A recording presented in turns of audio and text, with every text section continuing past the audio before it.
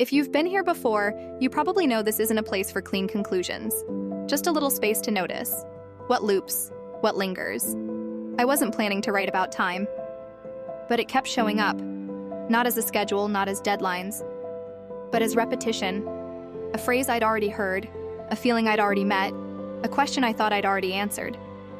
Let's assume most things should only happen once in our life. Then why do we keep running into the same problems or meeting the same kinds of people again and again?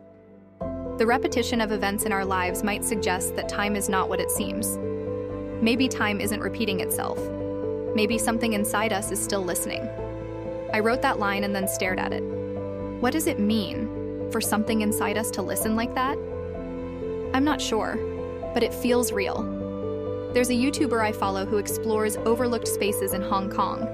Not grand monuments, just staircases that no longer lead anywhere, the outline of a demolished building, an address that used to mean something. In one video, she tries to date a building using the old Chinese calendar. The date was written using heavenly stems and earthly branches, a system that cycles every 60 years. So even with the date in front of her, she wasn't sure which year it really meant. That stayed with me. Because we often think time gives us a position, a when, a where, a sense of control. But what if time was never meant to give us a fixed position? Only a pattern to attune to? Maybe that's why the ancients didn't always count time. Sometimes they named it. Dynasties lent their names to years. Seasons cycled. Rhythms were felt. Time wasn't just a measure.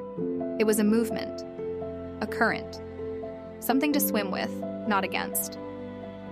The classroom changes, but the silence feels the same. The job title changes, but the pressure sounds familiar.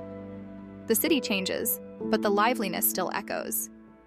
If time both moves us forward and circles us back, maybe what we call coincidence is just recognition.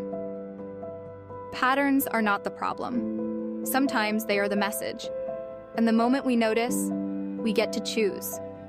To stay with the pattern, to shift it, or to soften around it. Maybe breathing is more than just staying alive. Maybe it echoes how the universe moves. Inhale as expansion, exhale as return. From a human perspective, it's not just the pattern of survival, but the rhythm of everything that grows and fades. Thanks for being here. Come back whenever something repeats itself, or when you're ready to notice what never quite left.